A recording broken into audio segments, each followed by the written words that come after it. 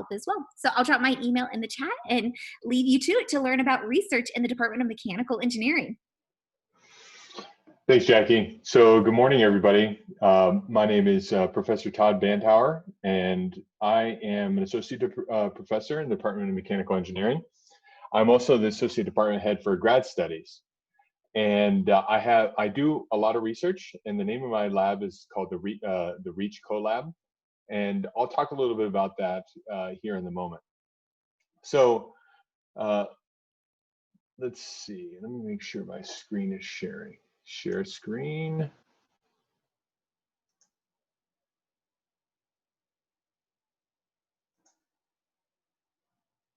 All right. Okay, great. So I'll try to go through these relatively quickly, as I want to leave some time that if folks have questions.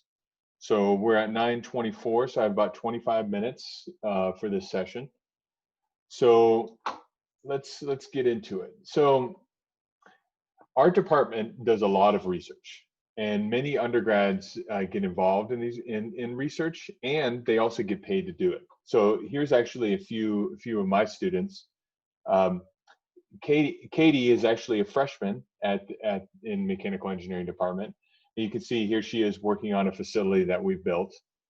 Alex Grauberger is now a PhD student in my lab, and Alex started as a sophomore, actually a junior in my lab, and has basically been working there for the past 5.5 years.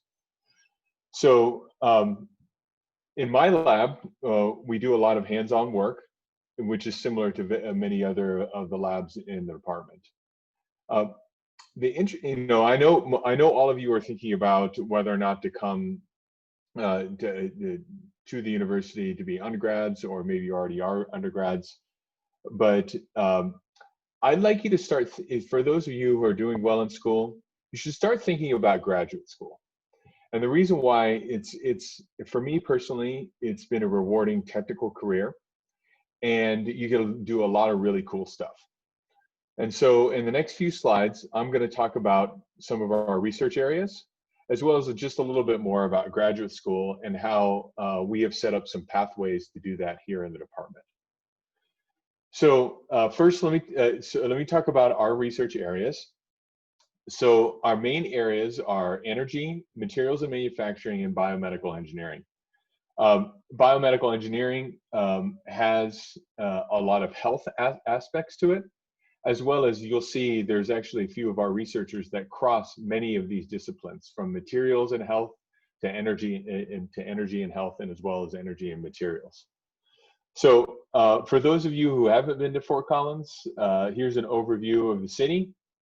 This building right here is our Powerhouse Energy Campus. And you can see CSU, actually, I think this might be the stadium, I'm not sure, is over here about 1.5 miles to the south. So just a little bit more about that Powerhouse Energy Campus. We do a lot of really interesting things at scale. So the lab has been operating for about 25 years, has about the same number of principal investigators. So that's research faculty and faculty like me who teach as well. And you can see we have a lot of really cool infrastructure in place. So we test up to 2 megawatt engines there. So just to put that in perspective, the engine on your car is maybe a couple hundred kilowatts. So this is like 20 car engines combined together to make one single engine. And so we do a lot of interesting things here. And one of the example projects is is something that I've been working on. So there's me, and there's Professor Brett Wyndham and Dan Olson, and we've been collaborating with industry. So Rob Danforth is from Kohler, as well as another university, Colorado School of Mines, to develop a really high efficient engine that is low cost. And in this engine, we have a fuel cell, and we use some of the fuel to power an engine. And because the engine is low cost and the fuel cell is efficient, we can meet both of these targets. So we do a lot of interesting collaborative research. And in addition, you'll notice that we've got dollars in here. So we have a professor, several professors that do a lot of work on economics and sustainability modeling. So Jason Quinn, Professor Jason Quinn, is in the department. He's done a lot of really interesting things looking at the economic viability of different technologies, from algae biofuels production to modular nuclear reactors, also synthetics, the economics of synthetic spider silk for high strength fabrics, as well as a new project that he's working on, which is wirelessly powering your car. So if you can imagine you're driving down the road and you have a battery pack, you're not charging your car, right? Well, one of the ideas for the future is to put essentially electric infrastructure in the road and basically wirelessly transmit power to charge your car while you're driving, which is pretty cool. I mentioned before that there's a lot of cross-disciplinary research. This is one example. I don't think you can see this. Yeah, you can. Dr. Shantanu Jathar does a lot of interesting work associated with how pollution from energy, as well as wildfires, which is definitely something that's affecting us all here in Fort Collins right now, and how pollution is related to energy technologies and how that impacts our health. John Volkins does something, also does that kind of work as well.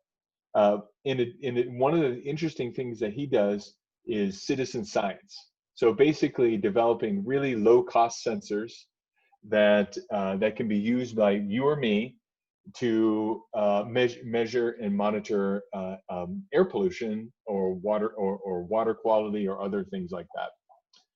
He also has done some work with the National Institutes of Health, looking at the health impacts from, for example, cook stoves. So this is actually a chamber where people would sit in and they would monitor the health impacts of, basically sitting around a campfire, which is a really interesting, cool study. So that's kind of you can see here's fire. There's a lot of energy that's being dissipated, and then the health impacts. It's the intersection between energy and health. So we have faculty that do that kind of work. More traditional health impacts are shown here. Professor Susan James and Dr. David Prowl, who's a research scientist in the department, have developed materials for health applications, including cardiovascular applications. And you can see here 3D printing of ceramic materials for different orthopedic applications. So you can see this is now the intersection between health and materials. We also have very traditional materials, or not traditional materials, but exciting new materials research. For example, 3D printing. So this is actually a ceramic that's been 3D printed and then it's sintered. And because of the way that this is 3D printed, this is very structurally robust compared to other traditional materials. We do a lot of manufacturing research. So this is Dr. Mustafa Yurkani. I'm going to see if I can play a couple of videos.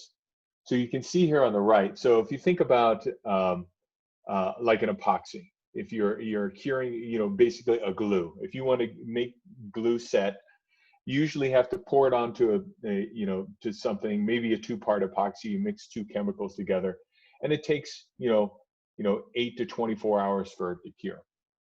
Well, Dr. Yurkani has been working on a material that essentially has a catalyst inside the epoxy, and if you heat it up, it cures really fast. So if you can see this video right here, heat's applied to the top, and you can see this is the curing front. It cures really, really fast. So what's cool about this is you can imagine, because this epoxy can cure fast, maybe you can do some really interesting 3D printing with that. So here's an example video of 3D printing that he's done as well. So this is continuous printing of a spring. So you probably are familiar with fused deposition modeling and other types of 3D printers. Usually those materials have to be touching each other. But because of the fast curing, you can see he's printing a spring like in midair, which is really cool. And he does a lot of other research like that in the department. So let's go to the next slide. See if I can go to it. So I just gave you a sampling of the research that we do in the department. Let me now talk a little bit about graduate school and why you might want to start thinking about that now. So graduate school teaches you how to discover and do research. And the process of discovery includes learning how to fail. When I went back to graduate school, I had a story told to me once that graduate school is like getting on a boat, rowing to the middle of the ocean, and then looking around and realizing you're the only one there and you have to figure out how to get back. So as an undergraduate, you're learning kind of the basic skills that are needed to do engineering, to tackle engineering problems. When you're in graduate school, you're learning to teach everybody else how to do something new, unique, and exciting. And it really, for me personally, it's really, so you see these words, don't be myopic. It's really opened a lot of doors for me personally, as well as helped me to think critically about difficult problems. So a couple things. The graduate school in engineering includes three main options. So you can get a master's of engineering, which is probably what you're thinking about as a bachelor's degree, where you're basically taking classes for 2 years. The Masters of Science and Doctor of Philosophy are different. Basically at the end of those programs, you're writing a book to tell people about the exciting research that you've done.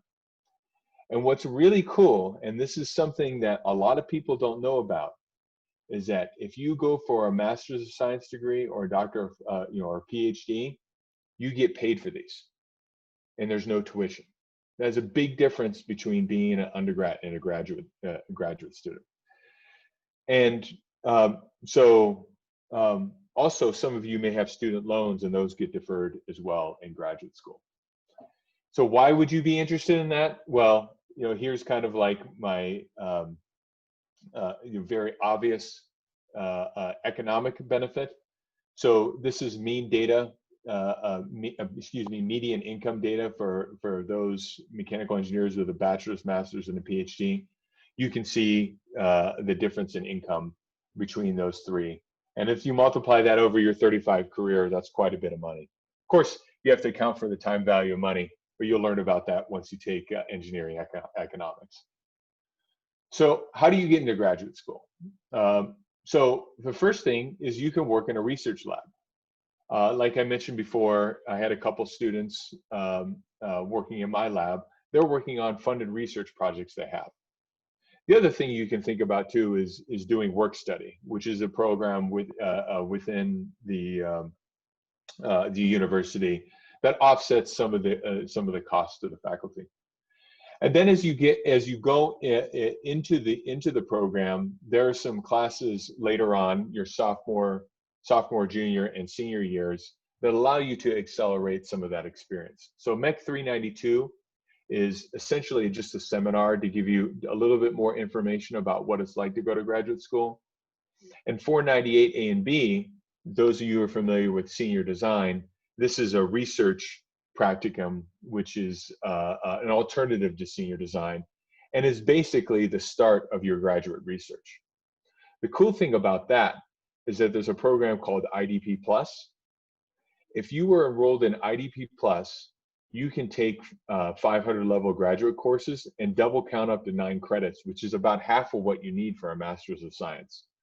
So by combining these two things, it is possible to graduate with a Master's of Science degree within 1 year after finishing your bachelor's degree. And we have several examples of students that have done that. So that's just something for you all to think about. Um, I have about 10 minutes or so, and I'd love to answer your questions and talk to you. Um, here's my contact information. Um, Also, Ellen Astor is our graduate program specialist. She can answer some specific questions, especially if you come here and you're getting closer to thinking about graduate school. And then here's our department chair's contact information. And he's also the professor for the 498 program as well. So I'm really glad you all have come here, and I'm happy to answer any questions that you have about anything that you've learned about here, or maybe some other questions, either about the graduate or the undergraduate program. So I'm going to stop sharing my screen here. So,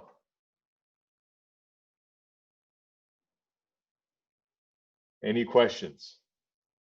If you don't ask questions, I'm going to ask questions. That's how it works when you're a professor.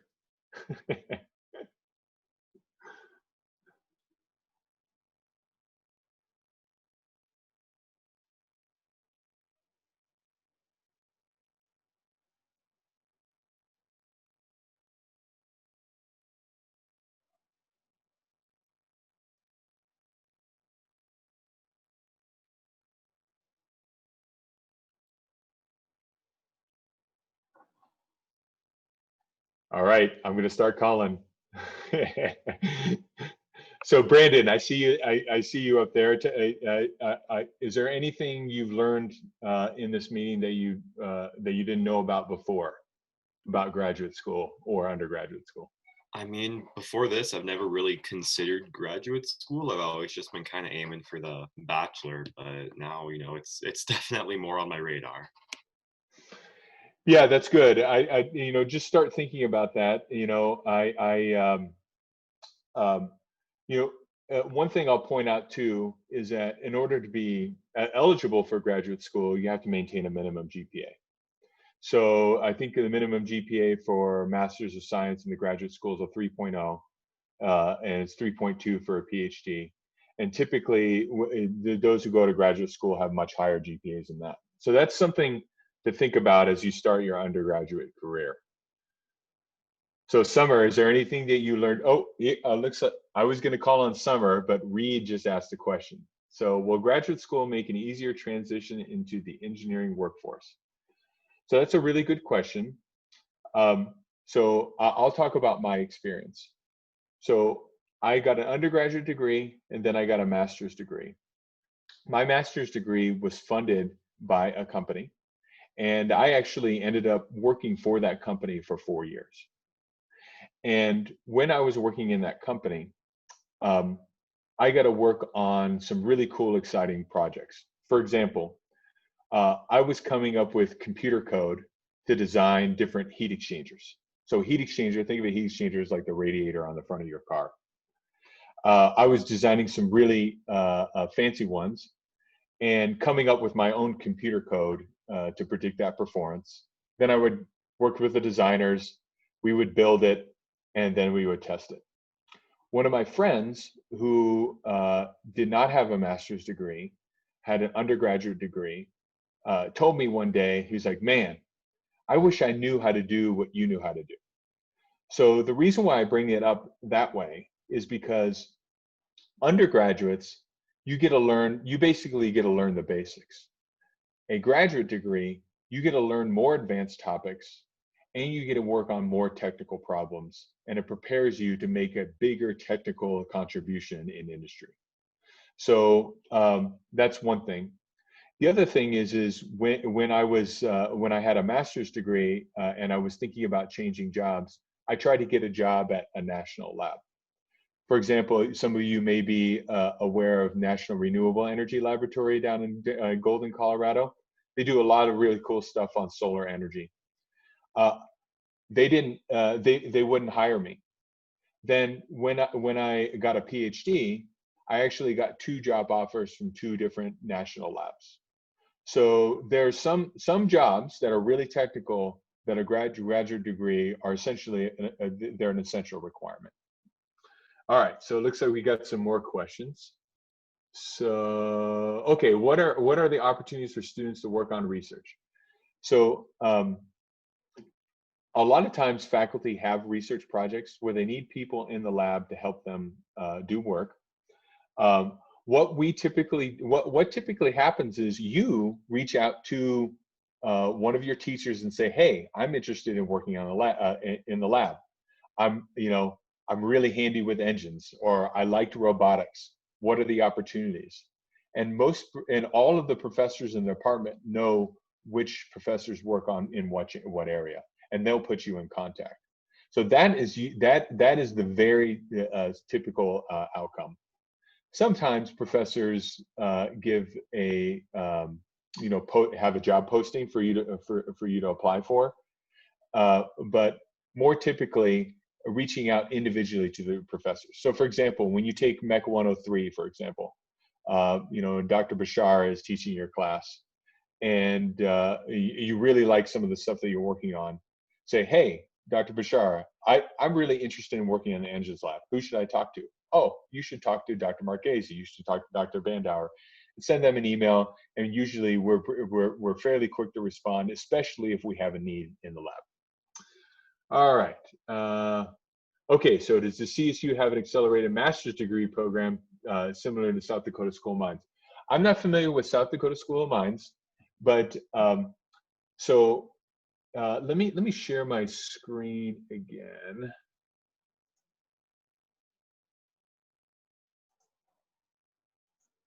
So I kind of went over this a little bit fast. So let me talk about this very quick. So let me use a laser pointer. There we go. So you can see this. Okay. So does everybody see this? Oh no, it's not being shared. There we go. Okay, good. Okay, so this MEC 49, actually, this IDP Plus program is the main program that accelerates that is the accelerated master's program. Okay, what happens is if you're eligible, you sign up for this program, and you can take up to 3 graduate courses that can double count for both your undergraduate bachelor's degree and graduate degree. It also can, actually have some students that go straight to PhD, so that's not unusual. But this is the main program that accelerates it. In a Master's of Science degree, you only have to take 6 courses. So this is half of the number of courses that you have to take. For a Master's of Science, you also have to write a thesis. So you have to do a lot of research. This program, 498, is designed to get you started on your research while you're an undergraduate student. So you would take this class instead of a 498 class. So Joshua, did I answer your question? If you can either respond to me verbally or in the chat, that's fine.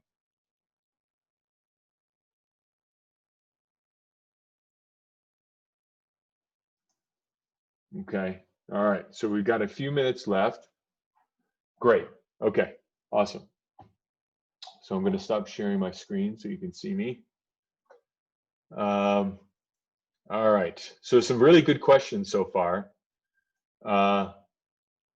We've got a few minutes left.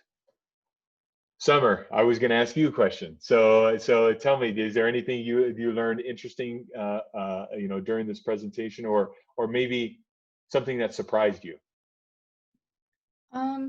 I didn't realize that you could actually get paid, like, or it wouldn't cost anything to go to graduate school. Because I'd always heard, like, well, if you want to go to graduate school, you have to find a really cheap undergrad. So you won't be drowning in student loans by the time you go. So that's interesting, and it's something I might consider doing now that I know that. Yeah, let me tell you a little bit about more about the money as well. So this is how it works: is typically a graduate student, you get paid a graduate student stipend, which is nominally about $2,000 a month. In addition to that, your tuition is covered as well, so you don't have to pay for tuition.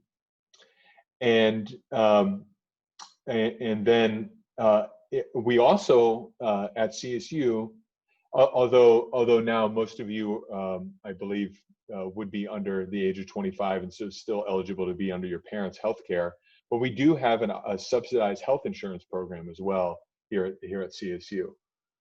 And on top of that, if you do have student loans as an undergraduate student, those get deferred while you're a graduate student. So what I mean by deferred is that you don't have to pay on the principal or interest until you complete your graduate degree. So all of those are, so that is a lot different than, for example, getting a PhD in the social sciences, although sometimes they do have paid internships there. But that's something that we like to do. And then, kind of adding upon that, I mentioned that the industry that funded my graduate degree, they hired me afterwards. And so the other thing is it ends up being an extended job interview a lot of times. I work closely with Lawrence Livermore National Lab. I don't know if people have heard of Lawrence Livermore National Lab, but they're in Livermore, California. And they're always looking to hire people. I've had a master's student of mine who, once he finished his master's degree, went and worked there at Lawrence Livermore in the specific lab that funded our research. So that's also an option. It's also an opportunity as well, especially if you like the research that you're working on. All right, so we're at 9:49. I don't see any more questions in the chat. Okay, opportunities for students to work on research. I have one last wrapping up question for you. Sure, yeah. What's one final piece of advice that you would give students who are interested in grad school, like something that they should keep on their mind or kind of add to their future plan? Yeah, I think the number one important thing if you want to go into graduate school is have good grades. Like if you have a GPA while you're an undergraduate student below 3.0, it'll be very difficult to do that. So work hard and have good grades. The next thing is if you can carve out time to work in a research lab, be proactive and reach out to teachers, instructors, to ask them, who should you talk to about working in a lab? And be an advocate for your skills.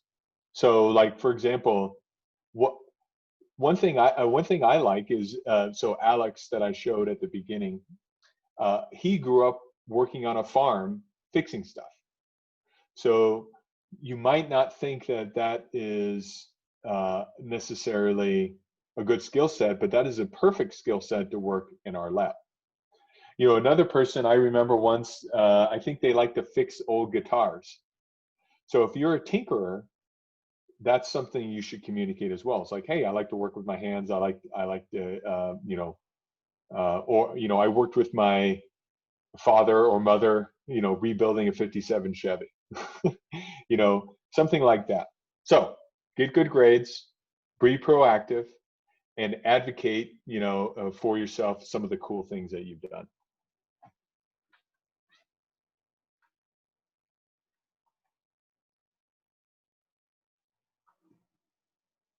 All right, so I think we're over time. I really appreciate you all joining, and I hope to see you when you come to CSU.